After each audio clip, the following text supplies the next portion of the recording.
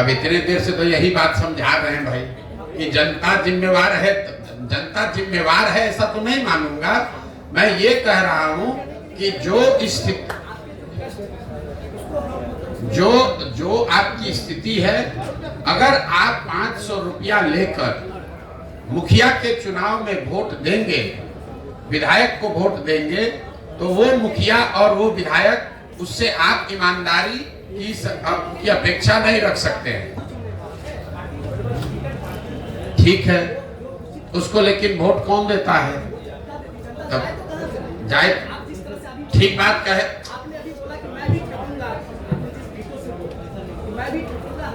सवाल क्या है भैया, वो पूछ लो। भाषण मत दीजिए, सवाल पूछो, सवाल पूछो। डेटा कुछ नहीं बोले अभी तक इतना देर में कोई आपका डेटा सुना नहीं।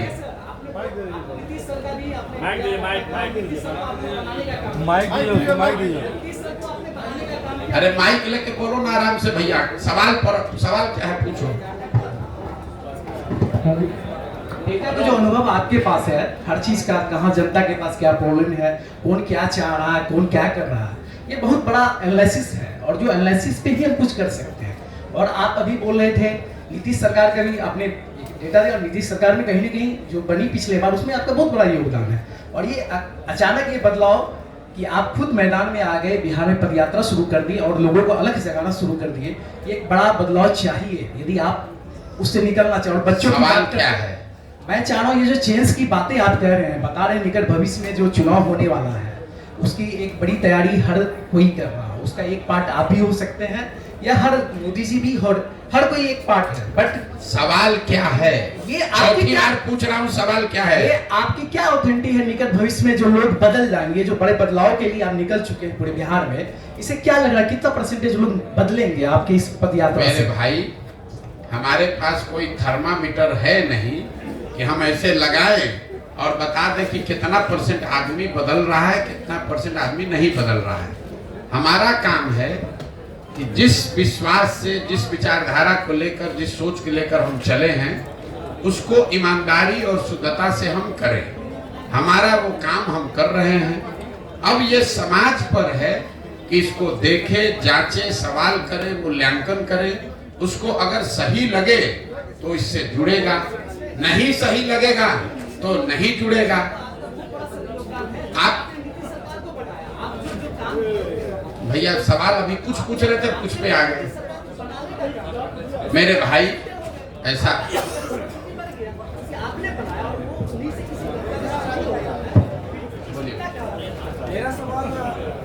हम सवाल डॉज किसी का नहीं करते हैं, लेकिन आप सवाल पूछिएगा तभी तो जवाब देंगे। आप भाषण देना चाहते हैं तो भाषण दे दीजिए। मेरा सवाल बिहार के व्यवस्था और शिक्षा से रिलेटेड होगी। सवाल कुछ ये जानते हैं कि आप एक रणनीति एक लाइन में सवाल दीजिए को बनाया है।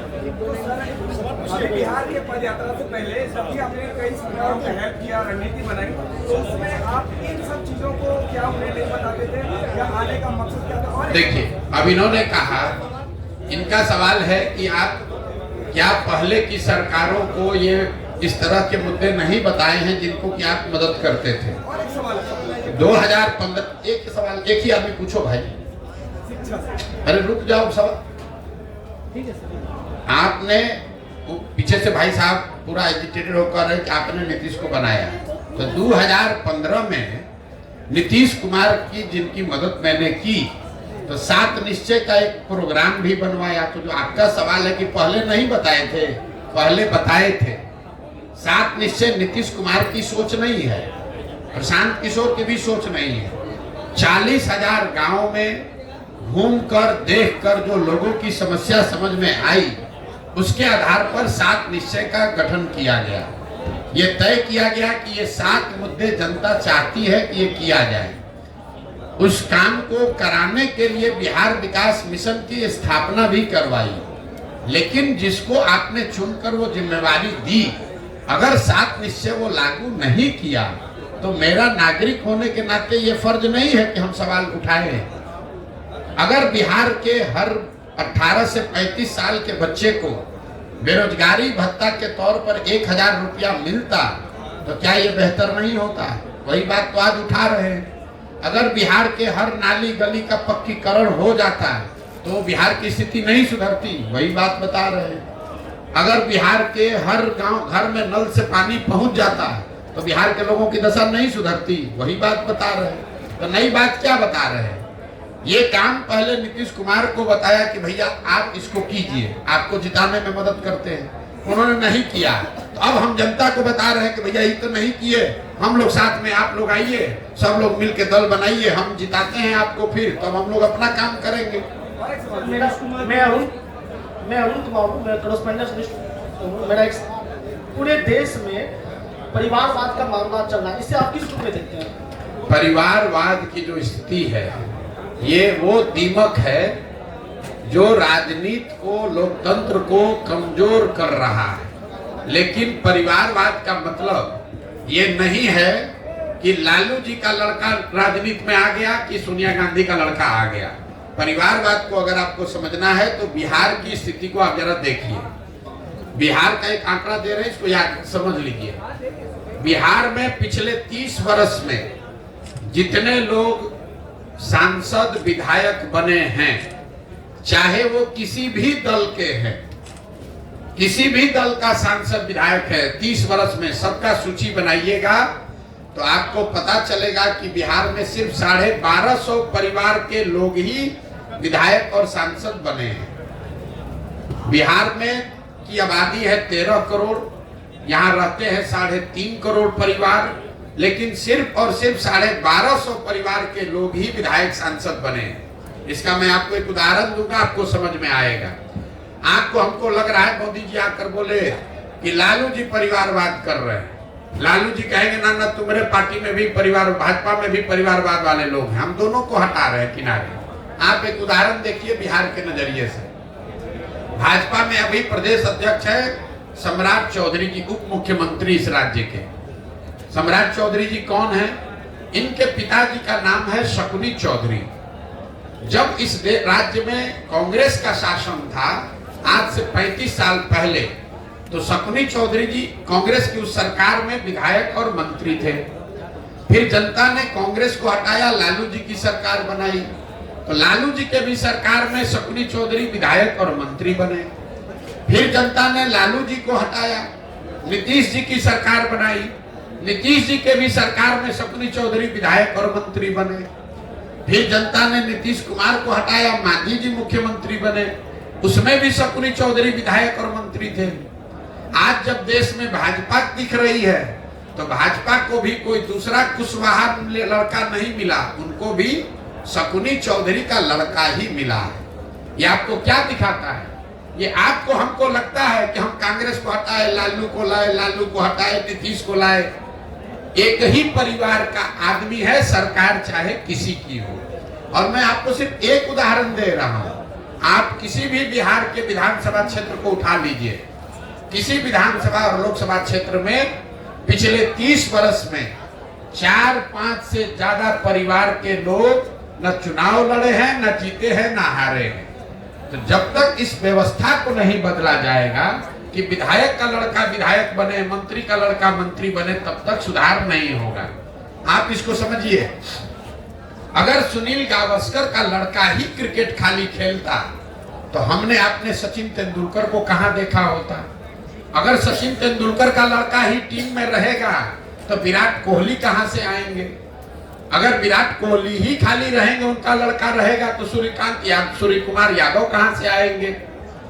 ये लोकतंत्र इसलिए बना हुआ है कि जिसमें भी क्षमता है वो आगे आए, समाज का नेतृत्व करे।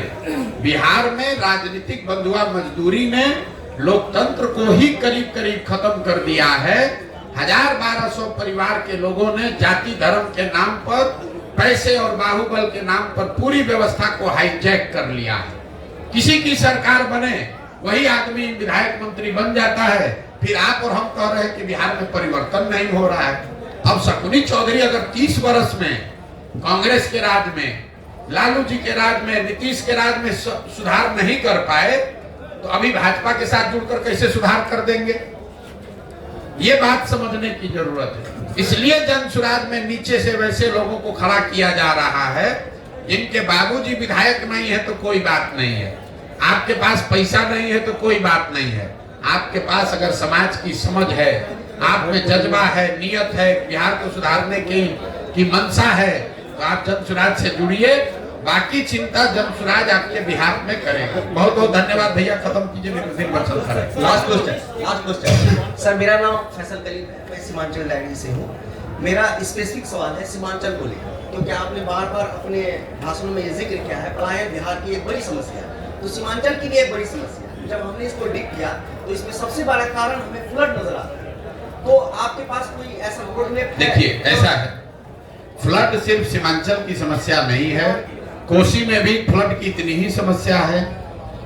नेपाल से लगता हुआ पूरा जो एरिया है, सीतामढ़ी, शिवहर, वहां पर भी फ्लड की समस्या है। बिहार में 50% जो यहाँ के प्रखंड है वहाँ फ्लड की संभावना है, या वहाँ उसका फ्लड का डर है। पलायन बिहार में हमने देखा, जहाँ पर फ्लड आ रहा है, जहाँ नहीं आ रहा है, पलायन हर जगह है। ऐसा नहीं है कि जिस प्रखंड में, जिले में बाढ़ नहीं आ रहा है वहां पर उद्योग धंधा चल रहा है, वहां से पलायन नहीं हो रहा है। फर्क इतना है कि जिन प्रखंडों से, जिलों से में बाढ़ आ रहा है वहां पर पलायन का स्तर 60-70% है, जहां पर बाढ़ नहीं आ रहा है वहां का पलायन 40-50% है। तो जल संसाधन को लेकर बिहार में एक नए समुचित होलिस्टिक प्रयास की जरूरत है, क्योंकि सिर्फ बाढ़ की समस्या नहीं है। 50% प्रखंड में बाढ़ है, करीब 25% प्रखंड में, बचे हुए 25% प्रखंड में जल जमाव की समस्या है। आप जब गोपालगंज से पैदल चलेंगे तो गोपालगंज, सिवान, छपरा, वैशाली, समस्तीपुर जो एरिया है, बीच मध्य बिहार जो है, इसमें कोई ऐसा पंचायत नहीं है जहां 2-4-5 हजार एकड़ जमीन में परमानेंट पानी न लगा हुआ है। इसी तरीके से 1/3 जमीन में सूखे की समस्या है। तो परेशानी यह है कि आधी जमीन में बाढ़ है और आधा जो जमीन ठीक है उसके आधे में या तो जल जमाव है या सूखा है। तो जब तक यहाँ जल प्रबंधन की व्यवस्था समुचित तरीके से ठीक नहीं की जाएगी, तब तक सिर्फ बांध लगाने से, बाढ़ रोकने से बात बनने वाली नहीं है।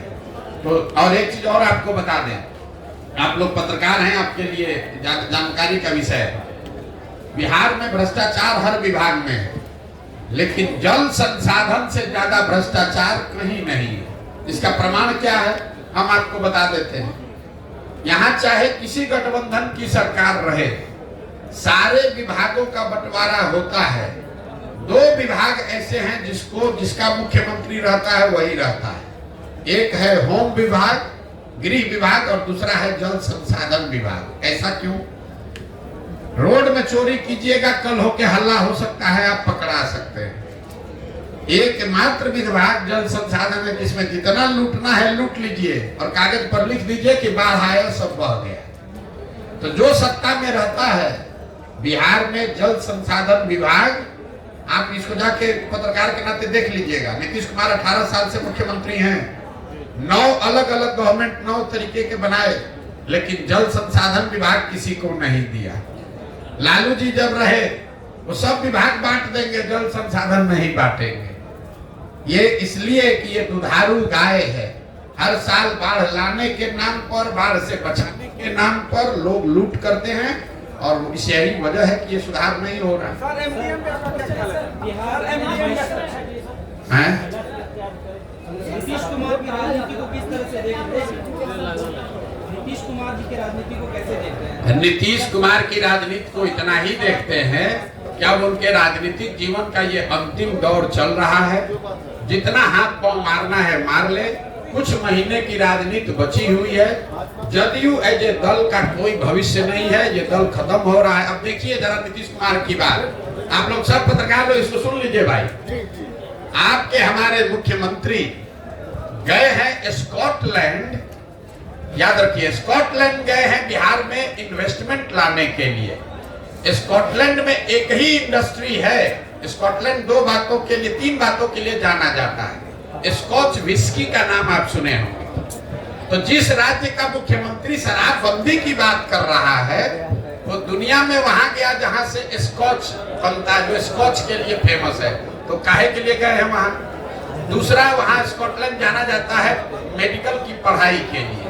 और तीसरा वहां पर ऊन बनता है बढ़िया। आप बिहार में इतना ठंडा पड़ता नहीं है, शराब यहाँ बिकती नहीं है, अब मेडिकल कॉलेज वहां से कोई आने वाला है नहीं। आप बताइए 18 साल के बाद आपको पूरे दुनिया में स्कॉटलैंड मिला है इन्वेस्टमेंट लाने के लिए। कोई पूछे कि आप शराबबंदी पर 18 साल से बिहार के लोगों का 20,000 करोड़ रुपया साल का नुकसान करा रहे हैं और इन्वेस्टमेंट लाने के लिए स्कॉच बनाने वाले कंट्री में गए, इससे बड़ी हास्यास्पद बात क्या हो सकती है? 2024 में किसके तरफ देख रहे हैं, किसकी सरकार बनने जा रही है? हमको नहीं मालूम है किसकी सरकार बनने जा रही है। हम इतना हमको मालूम है कि नीतीश कुमार की कहानी अब खत्म है। नहीं, हमारा तो दल ही नहीं है तो चुनाव कैसे लड़ेंगे? जब दल बना लेंगे तो वार्ड सदस्य से लेकर सांसद तक हर चुनाव लड़ेंगे।